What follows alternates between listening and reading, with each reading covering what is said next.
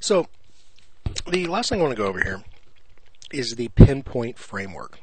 Pinpoint Options, that is the framework / theme that we have here. They're not really themes anymore. They're frameworks. They're a bit more advanced than that now, I'm afraid. You're going to see when I hover over it, I get a whole bunch of selections.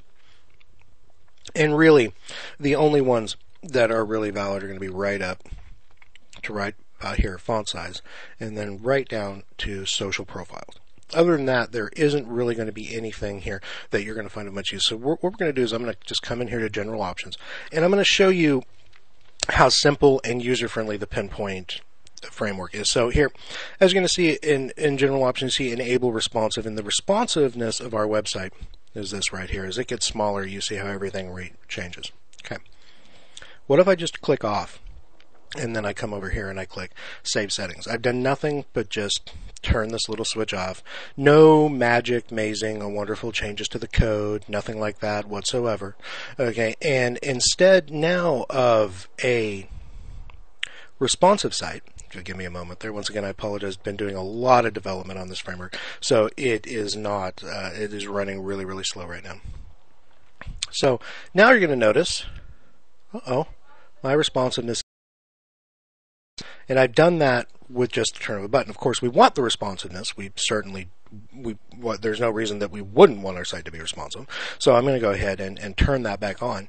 But that is like just a feature that's just sitting right out there, and that is some major code change going on there in the background, and it's doing it all automatically, 100% automatically, just with a click of a button. We see now we're back to a nice responsive website, which is exactly what we want. As we go down, we can see our page layout is full width as opposed to boxed. If we were to make it boxed, we would get rid of these portions of this over here and these portions of this down here, and we would just kind of have a boxed layout, and this would all be gray over here on the side, and it may not be as pretty. I don't think it would be as pretty as it. So, page shadow, if it's a boxed layout, do you want a little shadow around that boxed area is what it's asking. As you can see, here's a custom favicon, which is what's shown right here. RSS feed URL, Twitter share username, that's JMPaintingNW, by the way. Fix that. Here's custom CSS, you don't want to mess with that. Custom CSS we had to write to get everything to look right. Tracking code for Google Analytics, as a matter of fact. We've actually got Google Analytics actually already installed. So let's actually go to the plugins page. No, hold on, I'm going to go to settings. Here we are.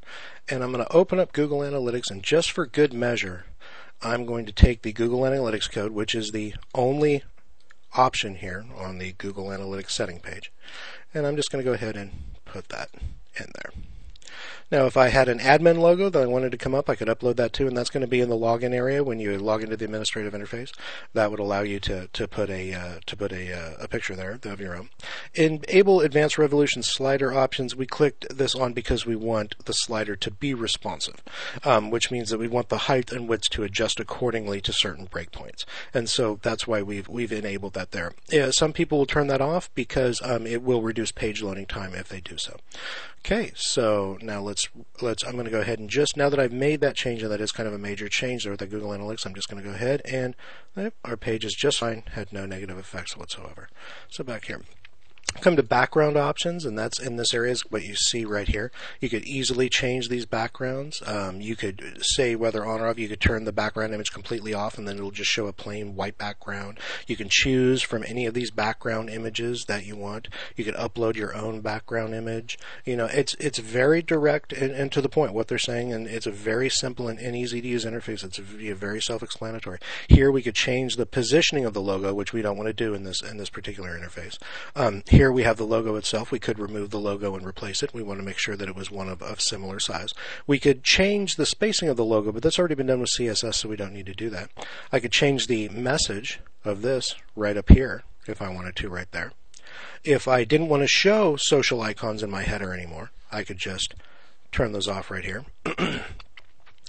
Here's a configuration. If you have other icons that are going to be showing up, you're going to need to place the name in here separated by a comma, and you can easily see how it's done. And it's just actually the name. Facebook, LinkedIn, you know, Google Plus is literally written Google Plus in one word. So it's literally totally semantic to do that. And that is going to decide what shows up right up here on the front page.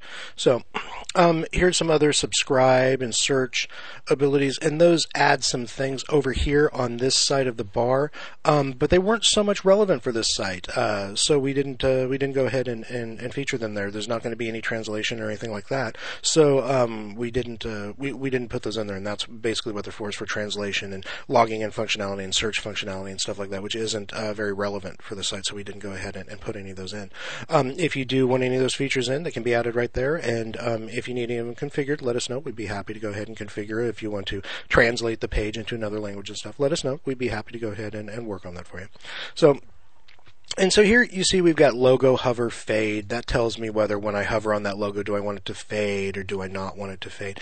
Once again, do I want dividers in the menu, which would be a little line between each of these. Once again, very simple to explain. If you don't know what they do, you can just try them and see what happens. You can always go back in and change them back. You're not going to break anything. Things might not look really just like they do now if certain things are changed back here, but it's really direct and to the point in what it's telling you here. This allows us to change our footer layout. We've got it as a triptych right now with three widget areas. If we were to change this to 4, all of a sudden in our widget area we'd have a footer widget area 4 automatically created for us, ready to go. We can turn the copyright on or off, which is going to display this right here. Swift Ideas is who created the Pinpoint Framework. We've turned this off. We don't need a backlink to Swift Ideas. They're making plenty of money.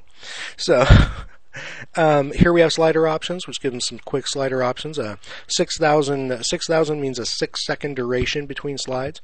Slider transition duration means how actual long it takes between slides for it to animate. Showcase transition type, is it going to slide, is it going to fade? There's going to be options that are going to be used for the sliders that you would put on pages, not the Revolution slider. It has its own options that get done when creating pages. Font options, you can come in here and actually change the fonts.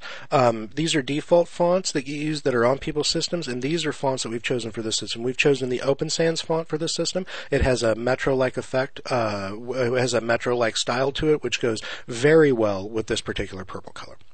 Over here we have font size options, and we could come in here and also change not only the font size options but the line heights themselves of certain things. The font's 18 pixels but the line height's 26 pixels, so it's not bleeding over into anything. We can alter that here just through these, and you probably not want to do that. Generally speaking, this stuff is laid out pretty well, and so font sizes should stay pretty much where they are. We've chosen a 14 pixel font for the primary font, which is a very readable font. Reducing that could make your page less readable, less legible, and also altering the font size could change the layout considerably in certain areas. So you want to be careful with those settings, but once again, if you change it, you can always go back and change them to what they were before. Blog options just says what page is your blog page and stuff, and that's not all that relevant. We'll come down here to social profiles, and this is where you're going to enter in your social profile. Here's your Twitter username, Facebook page, and down here we have their LinkedIn profile page and Google Plus profile page. And any ones that you added in there, you could add in all of these that you see, and there are all of these icons that you see listed here are available in the system, and you can enter the font in there and then basically just copy. You would just want to copy that, and remember you're going to want to add that in the header options. You're going to want to add one of those in to that short code right there. Just plug it in anywhere you want. Doesn't have to be in any order. Just make sure you plug it in there and that there's a comma between each of them for that. So anyway, that's a quick overview of the Pinpoint options. If there's the Pinpoint Framework, if you have any questions or you want any more clarification on anything, please don't hesitate to ask. We're happy to do screencasts for any feature you need. So that completes our initial training here for JM Painting, and thank you very much. You have a good day.